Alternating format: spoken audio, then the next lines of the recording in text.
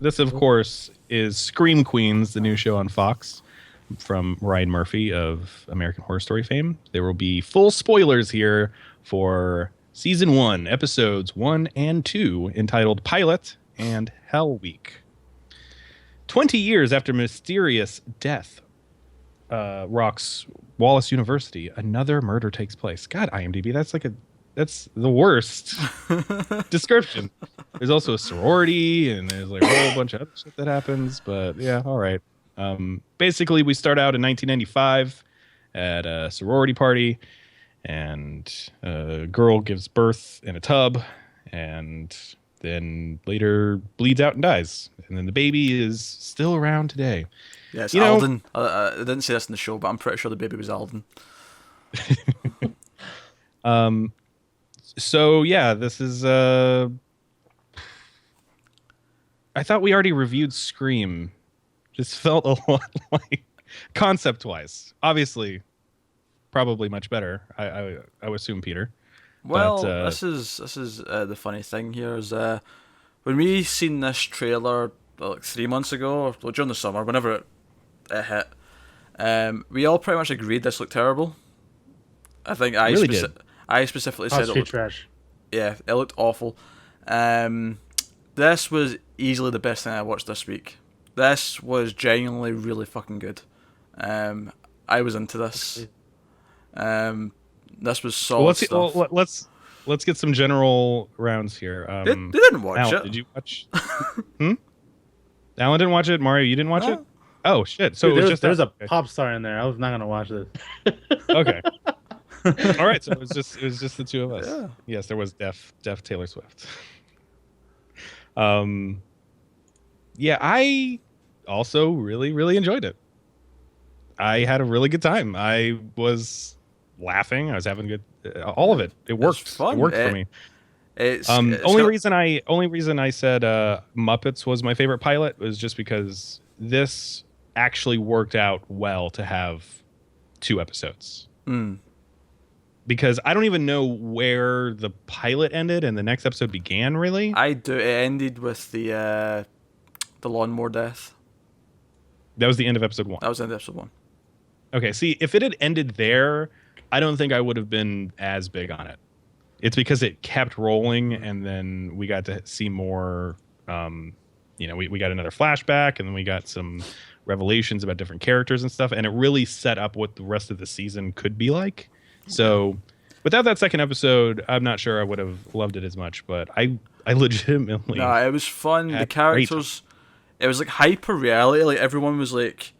The fact that she's not only just been like a stuck-up, popular bitch, as it were, she's been such a stuck-up popular bitch that she's telling people to, I don't know, I can't remember what she says, but she's like, hey, maid, I'm going to pretend to kill you by putting your head in the deep fat fryer. Well, turn it off, but I'm going to pretend to kill you. And obviously, as soon as she said that, we knew she was going to actually die. It was going to be hilarious.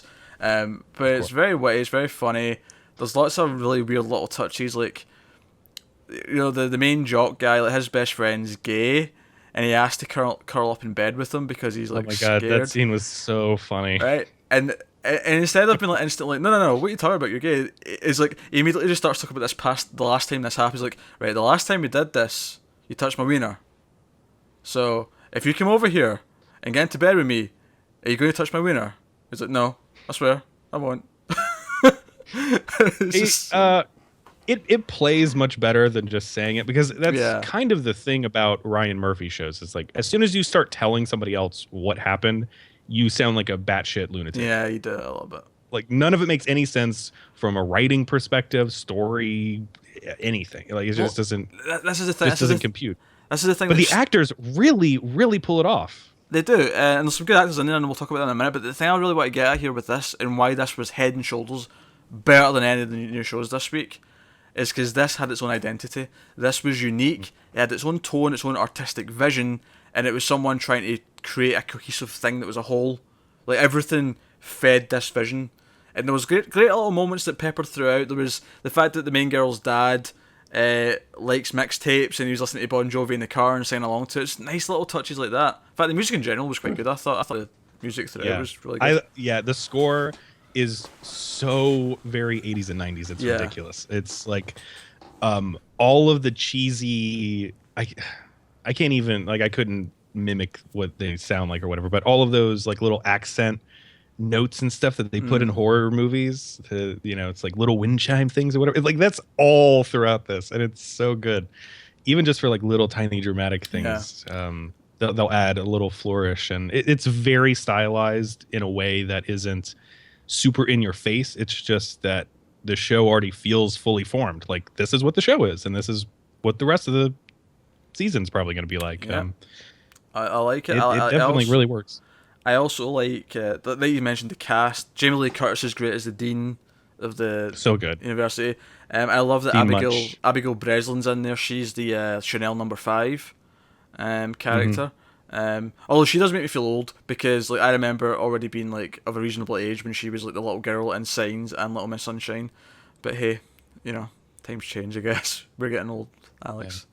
Yeah, that's okay. The cast is pretty good throughout. I like a lot of them, and just some of the insane little touches, like the main bitch. I can't remember the names yet, but you know the Julia Roberts' daughter. Well, that's her character. Chanel. I mean Chanel. Yeah, you're right. Yeah, Chanel number 1. Yeah, because good point. she's Good the point. lead, and then all the rest of them are named Yeah. Chanel number whatever. Yeah, Chanel Except number for 1. 3, I think. Was it 3 or No, 4 4's that away. like, got 4's meningitis and died? Yeah, 4's the one that died. Alan, I mean, I'm not the only one that's just going like, what the hell's going Did on? you guys go shopping in New York recently or something? What is this show? It's It's pretty fucking nuts, but it's really good. Like it. So most of the time you're following. I don't know the actress's name, but like she sounded exactly like Emma Stone to me, so I just kept picturing Emma Stone. But she's like the main one, and she has like a reason for wanting to be in the sorority. Her mom was a part of it, and she never got to know her, so it's like I want to be a part of it, but now it's being ruled by evil queen bitch, so I'm gonna try to overthrow her to make it a good place again for bonding and shit. I also Joe I love as well. I love how the bitch characters. I love just how politically incorrect they are about issues. And because they hit everybody, yeah, it doesn't make it specifically offensive. Yeah, because like to anyone. When the gay guy comes up and they have this idea to let a gay guy into the sorority, like they keep referring to him as a gay. If we let a gay in, like, and it was cracking me up every time they put the A in front of the word gay. And there was other moments as well that was really... Oh yeah, well I mean whenever they came down and then you know it's like this really big maid who's just like scrubbing the floor and whatever, and they're like they call her White Mammy. What is going on in this show? Yeah, so then they I go can down see and Mario be kind of like turning the corners, like, all this racism. All this racism. This is interesting to me. Maybe I will watch But it. then there's Chanel. Like, what the hell's going on? Oh, it's so... You should And a definitely pop watch it. star. What is it? It's so upbeat. It's got so much energy, and we haven't even got to the killing yet. And do you know what? The actual we haven't even the horror element. I mean, it's not scary. It's not even close to being scary. No. It's not supposed to be, but the killer and the way he kills people so far has been really entertaining. Like the lawnmower death's great.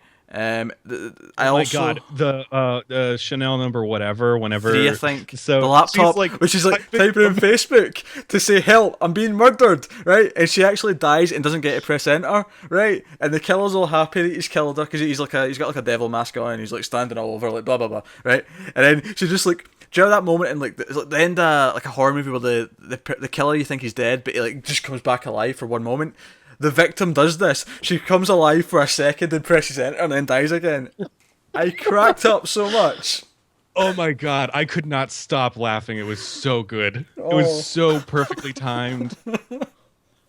Oh my god, it was my favorite moment out of all of the shows that we watched. Let me ask you guys this. Does it feel like either American Horror Story or Glee? Because it's from the same. American Horror Story, no. Somewhere in the middle. Somewhere in the middle. The middle? Where it's got the you know, it's bright, colorful, poppy like Glee, but it doesn't have any of that, any of the singing, or yes, any of That's a key or point. any of that. Oh well, we just have to look out for each other and do these and blah blah blah. It's like none of that stuff. No, because most of the I mean, characters are they're at a fucking. school, but they don't even deal with Yeah. any like school politics. In Mo- this most at all. of the- Well, other than with the dean having to deal with murders. Yeah, But it's really just based around the sorority. Yeah, and then like- it's not really like American Horror Story. Sorry, Peter. I was going on. As a point you made there, that I'm trying to elaborate on. You said that Okay, go the for it. characters have that working together thing. Well, that's partly because most of the characters in this are fucking awful people. They're the entertaining as hell. sociopath but, neck brace girl. yeah, and she's like, oh, what? Who is it that says something? Oh, it's the guy, because Chanel 1 brings it to see the body of the maid after she's been killed. Is like, what? Dead bodies don't turn you on? So it's like, what the Oh fuck? god, yeah, he's like so into corpse Yeah. fucking or something. It gets slowly more revealed. As it goes along. It's so weird, God. so weird. But it's, I mean, it's like American Horror Story in that the idea for this is to be a seasonal anthology show. So like these Right. characters will just be around for this season, and the next season will be a different batch. Maybe same actors, but you know that remains to be seen. We don't even know if we'll get a season 2 with the ratings it's gotten from its premiere. But yeah, it's definitely trying to. I would relate it more to Scream, not the TV show necessarily, but like the movies where it's like, hey, we set up like somebody's the killer. I would say, It's not. It's More like Scream 4 than Scream 1. Yeah, but I would say it's like Screaming Heathers had a baby. Yes. And was molded around like American Horror Story Coven. And that's kind of where this show sits. So it's the best of Ryan Murphy's stuff. Where it goes as the season progresses, that's the real trick here, because I'm usually on board with Ryan Murphy stuff at the beginning of a season. But then as it progresses, he just throws everything at the viewer, and then just to see what sticks, and a lot of it doesn't. And, Well, I've not and seen it Glee. just usually the shows peter out where there's not been like the past couple American Horror Story seasons have just degraded into sloppy nothingness. Yeah, because When it started out, it's like maybe slightly I interesting. tried American Horror Story season 1, and I didn't like it from the first episode. I thought it was pretty garbage, to be honest. So at least comparing that to this is the only two things from him that I've seen.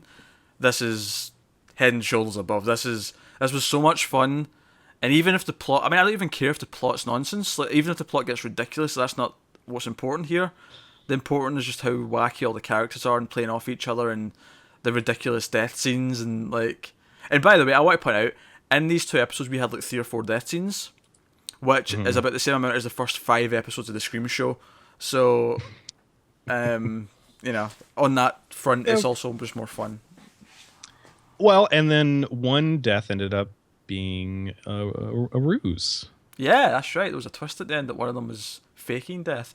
Which I was very happy, because whenever that character got killed off, I was like, oh no, I was Yeah. really starting to like them. And then it's like, oh no, Yeah, it's all they're ruse. part of the bigger picture, I guess. But I just remembered the thing that made me laugh, even more than the laptop thing. One thing made me piss myself more than anything this week. So the guy that she meets, the main girl meets at the coffee house, who's like an investigative journalist student, right? Yeah. Who was cracking me up actually quite a lot, because he was such a like archetype of this character, but he had like this weird tinge to it. But he's breaking into the dean's office, and he does the cat burglar circle in the window of the door, right? And pushes it through, right? So that he can get his hand in to open the door. But when he puts his hand in to open the door, his arm hits the rest of the glass and the whole thing shatters anyway. And I was pissing myself laughing. It was so funny. Because he It was does pretty good. the perfect cutting of the circle, pop out, hand goes in, whole thing goes down. Cracked me up so much. I mean, the laptop thing is still what really got me, just because it was so unexpected. But yeah, overall, I was so pleasantly surprised by this show. It was infinitely better than I would have ever hoped, and I am most definitely going to be sticking with it. Yeah, definitely. I'm in for this. So definitely expect episode 3 coverage next week, and probably ongoing for the season. Yeah, let's talk about happier things like murder and death and Scream Queens. That's right, guys. Full spoilers for season 1, episode 3, entitled Chainsaw. There were a lot of chainsaws in this one. There was chainsaws. There was chainsaws. Yeah. All right. So, God, it's Chanel, right? Like that's the Yeah. name of it? Okay. I've just never seen the name written out before, so it looks really weird to me. Anyway, Chanel turns Hester into her next project. Chanel number 3 shares a secret, and a surprising connection between 2 students is revealed. Ooh. That misses all the important stuff, I think. Honestly. And also chainsaws. Yeah, chainsaws. It's the chainsaws of our lives. Also, I love that. Run from. So the main girl's dad gets a job at the university doing film analysis or whatever the course is, and his class is literally, I'm going to show you Texas Chainsaw Massacre. We're going to watch Texas Chainsaw Massacre, and then at the end, I'm going to talk about it for about literally 10 seconds, and then that's the end of the class. That said, I love that they actually showed clips of Texas Chainsaw. Like they showed Texas Chainsaw, and then the episode revolved around chainsaw antics with the killer, or now 2 killers, that appears to be. Here's to be. Yeah. But that Backstreet Boys section was fucking phenomenal. That was great. God damn it. Like, it was so, like, those, like, frat guys were so over the top, and, like, they always have been, but, like, when they're going down and he's just yelling out, ghetto code is real, like, or whatever he was saying. Yeah. And he's like, Red Devil, come out and face us, come out and face us. And they beat up the... And even when the first killer shows up with the chainsaw, and it's like 5 of them with just baseball bats, I'm thinking, they're still fucked. He's got a chainsaw. Yeah. Like, he can cut all of those. And then, like, the second killer shows up also with a chainsaw. It's like, well, that's a bad idea. So the main one goes and runs to the one on his own for some bizarre reason. His baseball bat is instantly halved. But then one of the other frat boys comes to protect him. And then we get quite possibly the most hilarious arm chopping off sequences I've ever seen. Because one arm gets chopped off, he still picks up the half of a baseball bat that's still left, and gets the second arm chopped off, all while Backstreet Back is still playing. Yeah, with specifically the lyrics, "Now hold your arms up in the air," and then his arms get chopped off. Oh god. Silly is all hell, but I'm having a blast. Oh yeah, this show is really, really, really fun.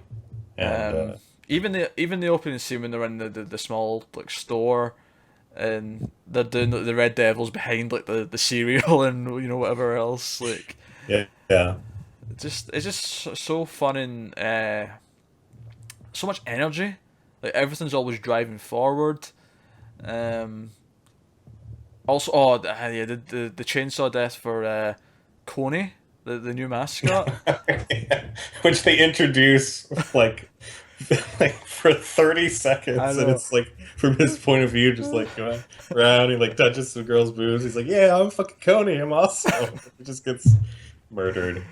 Do you know, I feel like they introduced him just so they could have a murder on it, because like maybe the main plot, yeah, the main plot didn't dictate that there could be a murder in this episode, so they thought, well, we'll introduce this character just so we can have a nice brutal murder. And nobody talks about it. Yeah, no one cares. It's There's fine. never like we see scenes with what's your name, Dean Munch, and like several times after that scene, it's never brought up like, oh hey, by the way, like the mascot got murdered by a chainsaw. Also, her moving in to the Kappa house is actually quite a fun sort of setup. So that's cool. Oh, it seems a little cut short because they seem to think she's the killer at the end of this episode, which I'm sure is a total red herring. But well, that's what I appreciate about the show, is that every time that they bring up a new element, like the other characters are very quick to point out, like, well, then this would obviously mean this or whatever, because it was like we got our main character in a previous episode saying like, obviously the baby is still around and it was one of us probably or whatever. Yeah. It's like pointing out the obvious, and then we have God, what's his name, Loretta or whatever, the security guard. Security guard, yeah. Yeah, the actress from who carries Reno around 911. Yeah, and she's pointing out things too, where she's like, I think there's 2 of them because they'd be doing this and that and this other. Yeah.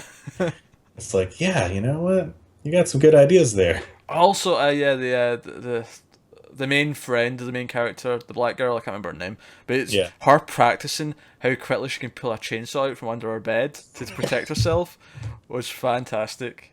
My mom sent me that chainsaw. That was grandmother, I believe, was Grandmother. the correct family member. I think she's like, good. I'm getting better at that, Oh, or whatever. actually, speaking of her sending stuff, because she sent them the tasers to the two main girls, which they use in the opening scene on the guy who's dressed as the devil mascot, but turns out to be okay. I love the mention that gets, like, because the dean's doing like the speech, like mourning the people who have died. He's like, oh, we should be cautious, but do not tase freshmen like college students in the balls. And it just cuts to those two like, in the crowd going, eek, oops. Yeah. What did we do? No, there's a lot of really fun stuff going on here, and Oh yeah, the other thing that made me laugh, the line where the frat boys were having that meeting, and they're talking about the guy who they think is, we know he's not dead, but they think he's dead. oh, Boone, yeah. And like they're discussing the possibility if he was gay, and that one frat boy like stands up and goes, "But no, this one time he told me how much he loved boobs. What am I supposed to do with that information? He was totally not gay." I was like, hey, those boobs are awesome. And he was like, yeah, I like boobs too. Come on. Yeah, and then Chad's just like, no, Boone was totally gay, but we still have to avenge his death. Which, to be fair, they still go out baseball bats, you know, all in all. And yeah, they bash that car because it's a red car, so that must be the Red Devils car. Like, Yes. all I could think was, the poor person who owns this car is going to come out and find it like beaten to shit. Well, first they go and they hit a fire hydrant, It's and it's red. like, what are these fucking dogs? They're just like, oh, it's that color. It's got to be that thing now. I don't know.